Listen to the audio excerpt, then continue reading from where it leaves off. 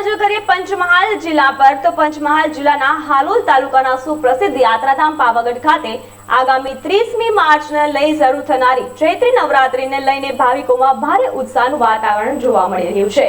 શ્રી કાલિકા માતાજી મંદિર ટ્રસ્ટ પરિવાર પાવાગઢ દ્વારા મંદિર ખોલવાનો અને દર્શનનો સમય નક્કી કરાયો છે, જેમાં 30મી માર્ચના રોજ એકમના દિવસે મંદિર ખોલવાનો સમય સવારે 4 વાગ્યાનો અને બંધ થવાનો સમય સાંજે 8 કલાકનો રહેશે। ત્યારબાદ બીજથી સાતમ સુધી મંદિર 5 વાગ્યે ખુલશે અને 8 વાગ્યે બંધ થશે।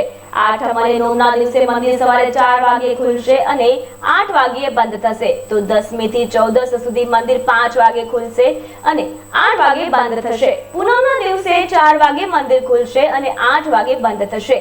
દર્શનને સમયપત્રક જાહેર કરવામાં આવ્યું છે। પાવાગઢ ખાતે આસો નવરાત્રી સાથે સાથે ચૈત્રી નવરાત્રીનું પણ ખૂબ જ મહત્વ હોય છે। દેશના અનેક રાજ્યોમાંથી ભાવિકો મહાકાલી મંદિરે દર્શન કરવા આવતા હોય છે।